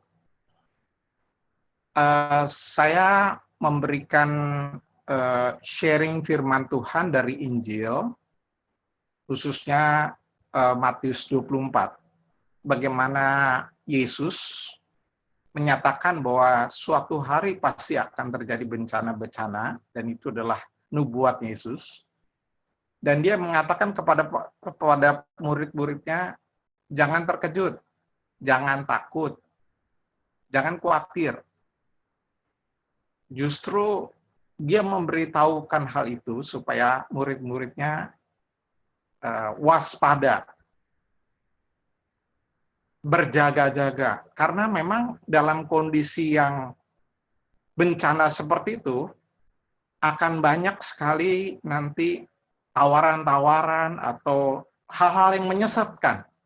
Bukankah dalam pandemi ini banyak sekali hoax, banyak sekali orang berpikir tentang teori konspirasi, ya. Ada banyak orang yang sekarang menyatakan seperti savior atau mesias untuk mengatasi, apakah dia adalah dokter, apakah dia adalah orang farmasi, atau siapapun. Ada banyak sekali orang yang merasa bahwa dalam pandemi ini dia menjadi Mesias atau Savior atau penyelamat. Tuhan Yesus mengatakan bahwa mari lihat opportunity yang ada, jangan terpengaruh sama yang seperti itu. Lihatlah opportunity, kesempatan, dan Injil Kerajaan Allah harus diberitakan dan dibawa dalam transformasi yang terjadi di dalam masyarakat. Nah, saat ini saya akan memberikan firman Tuhan dari Efesus 5 ayat 15 sampai 17 ketika Rasul Paulus memberikan nasihat. Demikian. Karena itu, perhatikanlah dengan seksama bagaimana kamu hidup. Janganlah seperti orang bebal, tetapi seperti orang arif. Dan pergunakanlah waktu yang ada. Waktu di sini adalah opportunities, kairos, karena hari-hari ini adalah jahat. Sebab itu janganlah kamu bodoh, tetapi usahakanlah kamu mengerti kehendak Tuhan. Keadaan pandemi ini membuat krisis dan ada tekanan yang kuat kepada manusia di seluruh dunia, kepada masyarakat. Biasanya dalam keadaan yang tertekan atau ada krisis yang itu akan muncul aslinya. Kalau orang yang biasanya emosional kelihatan sekali, meledak-ledak. Orang yang mentalnya nggak kuat, seringkali langsung down mentalnya. Kelihatan sekali kalau kata Tuhan Yesus, kalau lagi keadaan aman, itu rumah yang dibangun tidak kelihatan. Tapi kalau dibangun di atas pasir, kalau lagi ada angin ribut, angin ada badai, maka dia runtuh karena dasarnya nggak kuat. Tetapi kata Yesus, kalau rumah itu dibangun di atas batu, maka kalau terjadi badai, dia akan kuat. Rasul Paulus mengatakan bahwa kembali yang satu, Cindy, yang satu, dalam pandemi ini Tuhan ingin kita belajar hidup yang bijak, memperhatikan dengan seksama hidup kita. Mungkin dalam keadaan yang aman-aman kemarin kita tidak pernah seksama memperhatikan, tapi dalam keadaan yang krisis pandemi seperti ini, inilah waktunya untuk kita melihat hidup kita lebih bijaksana. Diajarkan oleh Rasul Paulus mengatakan orang yang bijak itu adalah mengerti kehendak Tuhan.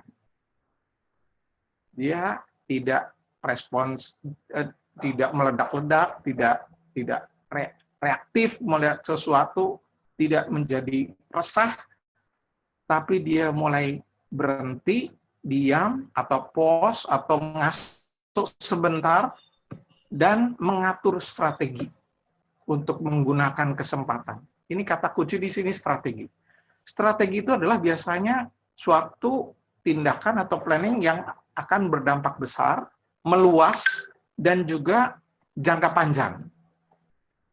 Waktu-waktu krisis itu adalah waktu yang harus dipikirkan bagaimana membuat rencana atau sesuatu tindak lanjut yang jangan hanya reaktif, tetapi harus memikirkan dampaknya yang kalau bisa besar, jangka panjang, dan meluas.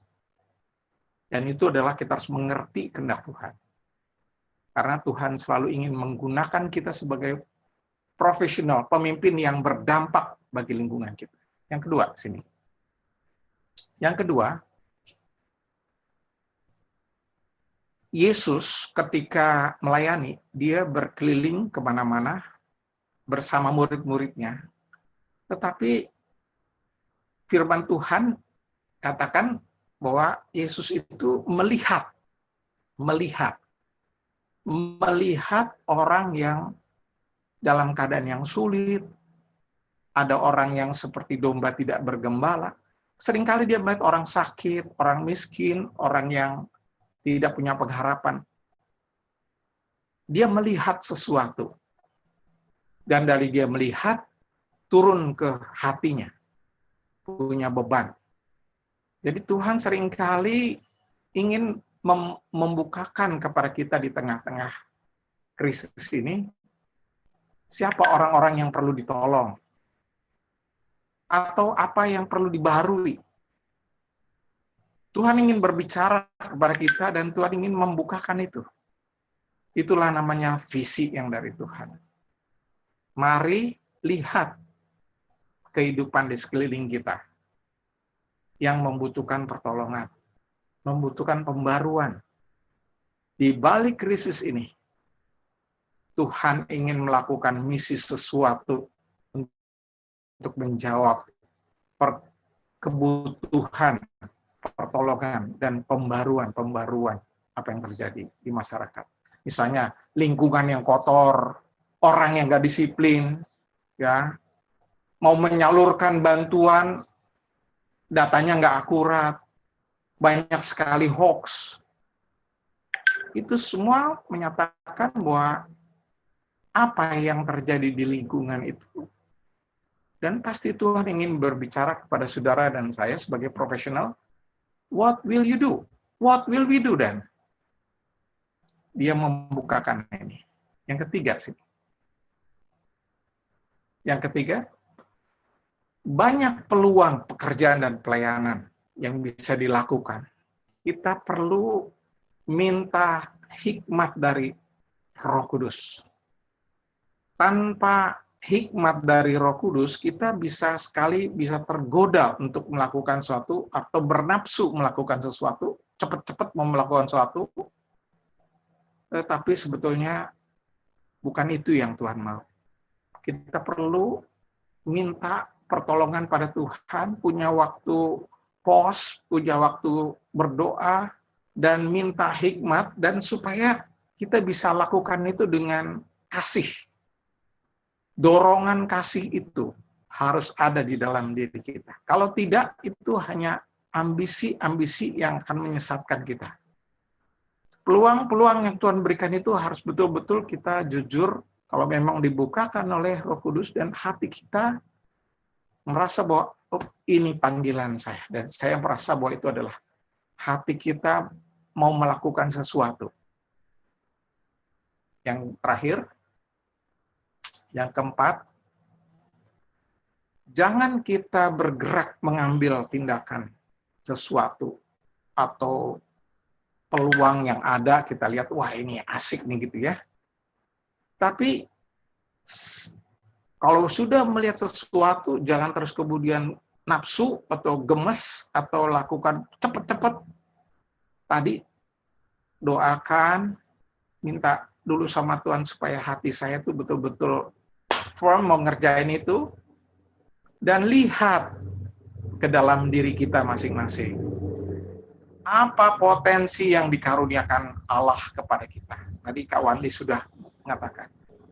Bergeraklah dengan apa yang sudah diinvestasikan oleh Allah.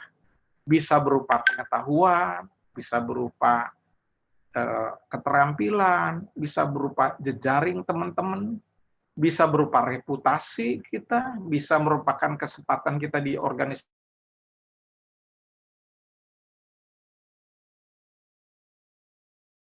kita punya mimpi berkata-kata sesuatu untuk pakailah potensi itu untuk mengambil kesempatan. Jangan kita hanya merespon sesuatu yang tidak ada di dalam diri kita. Mari ingat perumpamaan talenta. Tuhan memang memberikan lain-lain kepada kita.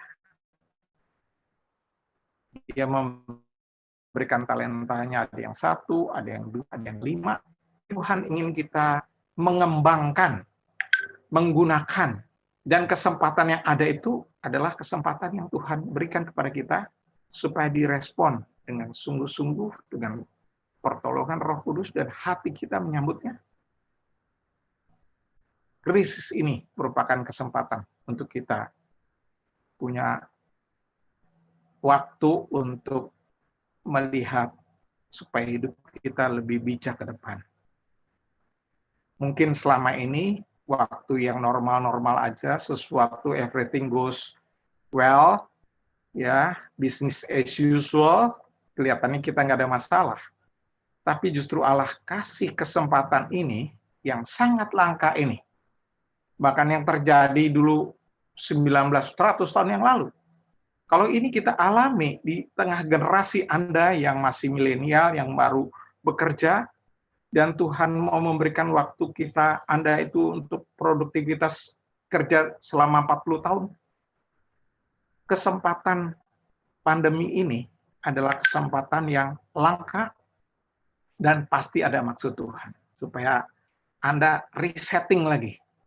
Anda buat strategi yang lebih tajam lagi.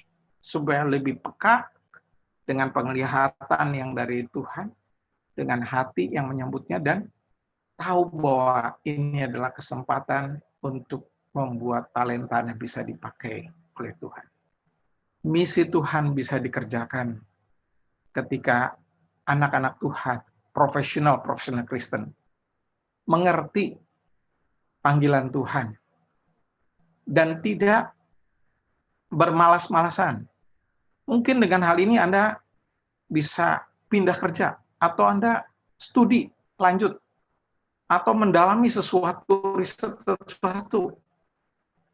Ini bisa membuka sesuatu kesempatan-kesempatan baru atau fokus-fokus yang baru. Tapi jangan terikut-ikut atau hanya ikut-ikutan orang. Mari melihat ke dalam diri masing-masing, melihat. Dan ingat, Rasul Paulus mengatakan, jangan bodoh. Ya, harus kita bijak. Karena apa? Kalau kita bodoh, kita tidak menggunakan kesempatan yang Allah berikan, maka si jahat iblis akan menggunakan kesempatan ini untuk hal yang jahat, yang merusak hidup kita. Jangan sampai kesempatan yang langka ini diambil oleh iblis untuk membuat hidupmu menjadi tidak produktif dan tidak bisa melakukan misi Allah. Mari renungkan hal ini. Terima kasih. Terima kasih Bang Ruli untuk penutup sekaligus penguatan buat kita, dan juga Kak Wanli yang tadi di awal sudah men-sharingkan beberapa studi kasus yang real dari WIN Professionals. Dan jika saudara punya concern ya dan ingin connect diskusi bareng, cari solusi atau ide dan program dari apa yang disampaikan oleh Kak Wanli tadi, silakan untuk boleh mengontak kita, untuk boleh berdiskusi lebih lanjut, ya, baik dengan Bang Ruli maupun Kak Wanli atau dengan tim dari WIN. Masih ada 6 pertanyaan yang akan dijawab oleh narasumber, baik itu dari Resi Febriani, Agustinus Polabi, Marlina Elizabeth Manurung, Ripka Martina, Jayantili, dan Magdalena, yang akan dijawab nanti lewat email. Ya. Sebagai kesimpulan dari sesi ini, saya membacakan 3 hal. Jika kita menghadapi sebuah masalah, perlu kita renungkan dan tanyakan, apakah saya akan menyelesaikan masalah yang benar? Apakah saya sudah mengerti dengan jelas persoalan yang saya hadapi, finding the gap? Dan apa janji-janji Tuhan yang saya miliki, yang diberikan dalam hati saya, dan juga solusi yang Tuhan berikan untuk filling the gap berdasarkan janji-janji pengharapan tersebut. Yang kedua, Tuhan izinkan pandemi ini terjadi agar kita boleh belajar hidup bijak di tengah masyarakat dengan melihat dan menciptakan peluang-peluang dalam pekerjaan dan pelayanan sesuai dengan hikmat dari Allah dan selaras dengan panggilan atau potensi yang dikaruniakan Allah bagi kita masing-masing untuk bisa menjadi solusi bagi mereka yang membutuhkan pertolongan dan pembaharuan di sekitar kita. Yang terakhir, our God is a working God. Work is in our DNA. Productive, effective, from God's perspective. Sebuah proses ketaatan berdasarkan kasih untuk menyatakan kerajaan Allah, yang menghadirkan kerajaan Allah, the kingdom of God, di tengah-tengah dunia ini. Demikian beberapa kesimpulan dari saya sebagai moderator untuk sesi kita pada malam hari ini.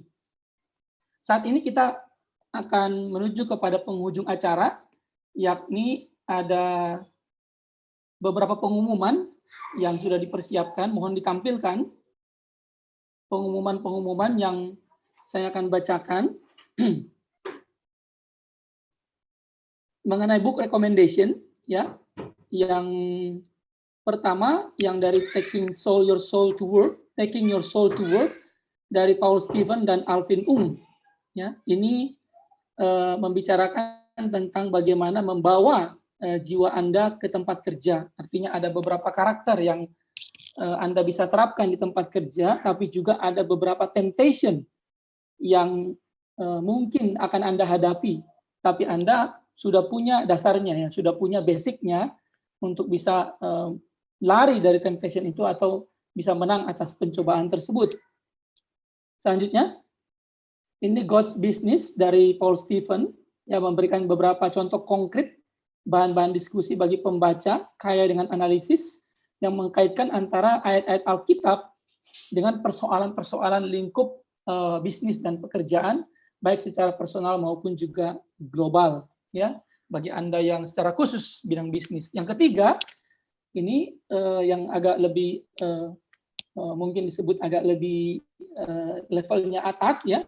Ini berupa Kingdom Perspective on Labor dari Ben Witherington III, ada Biblical Theology dan Ethics of Work, di mana Witherington mencoba men-unpack, ya, the concept of work yang terkait dengan relasinya dengan rest, play, worship, the normal cycle of human life, dan the coming kingdom of God, ya, the coming kingdom God, ya. Saya sudah membaca buku ini dan sangat menarik, ya. Teman-teman bisa membaca juga. Dan yang terakhir, ini Courage and Calling dari Gordon Smith, ya, Courage and Calling dari Gordon Smith yang sudah diterjemahkan juga oleh Literatur Perkantas Jawa Timur ke dalam bahasa Indonesia.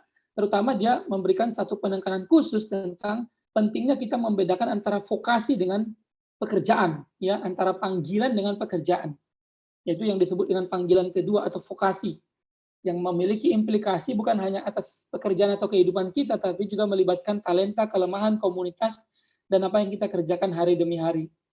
Banyak perenungan dan juga banyak langkah-langkah praktis. Buku-buku ini bisa didapatkan di Literatur Perkantas Nasional maupun juga Anda beli langsung lewat Amazon seperti buku Witherington III tadi. Selanjutnya, ya, follow us di Workwin dan juga Workplace Institute Nusantara YouTube di channelnya, supaya makin update dengan apa yang kami lakukan di WIN. Dan ini untuk selanjutnya di tanggal 2 Juni, ada WIN webinar yang ketiga, Rested Soul in the Restless World, How the Pandemic Can Cause Restless Souls, How the Savior Has Offered Us a Rested Soul, Let's Obtain It, yang akan disampaikan oleh Bapak Tayus Gunadi, ya. Ini Zoom meeting juga seperti ini dan ada YouTube live channel, ya, yang akan dilaksanakan minggu depan tanggal 2 Juni di waktu yang sama. Silakan Anda mendaftar untuk ikut di WIN webinar yang ketiga ini. Demikian pengumuman dari kami, dan saat ini kita ingin mendengarkan secara singkat sharing dari teman kita Trinita mengenai apa yang didapatkan dari 2 sesi yang sudah diikuti, ya. Saya berikan waktu singkat 2 menit, ya, untuk Trinita boleh sharing sebelum kita masuk kepada penutup. Ya, silakan. Iya. Selamat malam. Kedengeran nggak Bang Joni suaranya? Sangat clear, ya. Oh ya. Ya, saya sangat bersyukur ya ngikutin acara ini, dan saya sangat menikmati terutama untuk sesi yang kedua ini. Saya ngerasa kayak surprise banget karena studi kasus untuk yang confused itu tuh mirip banget dengan kasus yang saya hadapi. Jadi saya ngerasa sepertinya pada malam ini udah ada jawaban gitu. Apa yang harus saya lakukan gitu ya untuk action plan-nya gitu. Saya sangat bersyukur. Itu kepada Kak Wanli ya, saya masih baru pertama sekali ngikutin acara yang dibawakan sama Kak Wanli. Saya sangat senang sekali, bersyukur, saya merasa sangat diberkati, Kak. banyak sekali langkah-langkah konkret yang bisa dilakukan gitu. Terima kasih, saya mewakili peserta. Saya yakin semua peserta juga merasa diberkati ya gitu. Terima kasih banyak Kak untuk apa yang dibagikan gitu. Saya menemukan banyak sekali kata-kata yang menguatkan, banyak sekali kalimat-kalimat yang powerful yang itu kembali menyemangati gitu untuk bisa berkarya di masa-masa sekarang. Dan kemudian buat Bang Ruli ya gitu, Bang Ruli sudah sering ya ngelihat bagaimana Bang Ruli membawakan banyak seminar atau pengisian. Saya melihat firman Tuhannya selalu powerful karena memang dibarengin dengan kesaksian gitu, kesaksian yang nyata. Saya sangat bersyukur gitu untuk apa yang sudah dibagikan. Doakan supaya ke depan bisa dilakukan apa yang sudah kita bahas pada malam hari ini, dan itu semua untuk kemuliaan Tuhan tentunya. Dan yang terakhir untuk Win, panitia, terima kasih banyak ya untuk acaranya, dan ini sangat sangat memberkati. Saya sangat yakin semua peserta juga diberkati pada malam hari ini. Itu saja, terima kasih. Semoga Tuhan terus memberkati kedua pembicara dan kita semua. Selamat malam. Terima kasih Trinita. Ya, saya terharu mendengarkan sharing dan juga apresiasi pembicara dari Trinita buat Bang Ruli maupun juga Kak Wanli. Dan kita bersyukur karena Trinita boleh mewakili kita semua untuk boleh menyampaikan terima kasih untuk Bang Ruli dan Kak Wanli selama 2 minggu ini. Kiranya Tuhan juga berkati setiap pelayanan dan kesaksian hidup dari Bang Ruli dan juga Kak Wanli. Ada Certificate of Appreciation juga yang diberikan dari WIN kepada kedua pembicara.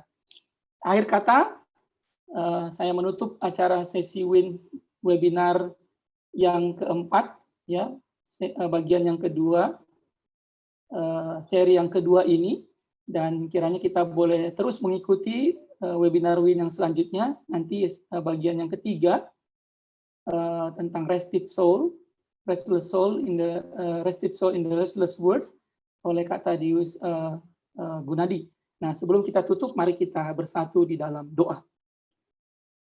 Bapa di surga, kami mengucap syukur karena Engkau sungguh baik dalam kehidupan kami, khususnya di dalam kami boleh bersama-sama terlibat, mengikuti, dan juga dibimbing oleh kedua pembicara, baik itu Bang Ruli maupun Kak Wanli, untuk memahami firman Tuhan, memiliki relasi yang intim dengan Tuhan, mengenali potensi karunia yang Tuhan berikan dalam hidup kami, dan itu boleh kami pakai untuk menjawab persoalan-persoalan di tengah pandemik yang kami hadapi, sehingga kami boleh menjadi berkat bagi mereka yang membutuhkan pertolongan dan pembaharuan di sekitar kami.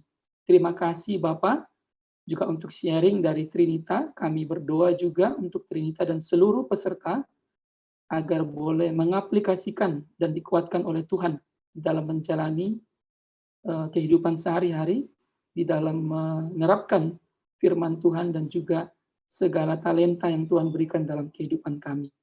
Kami serahkan juga untuk pertemuan webinar WIN yang ketiga ke dalam tangan-Mu. Biarlah Engkau turut campur tangan untuk semuanya. Dalam nama Yesus kami berdoa. Amin. Demikianlah sesi webinar pada malam hari ini. Sampai jumpa. Terima kasih.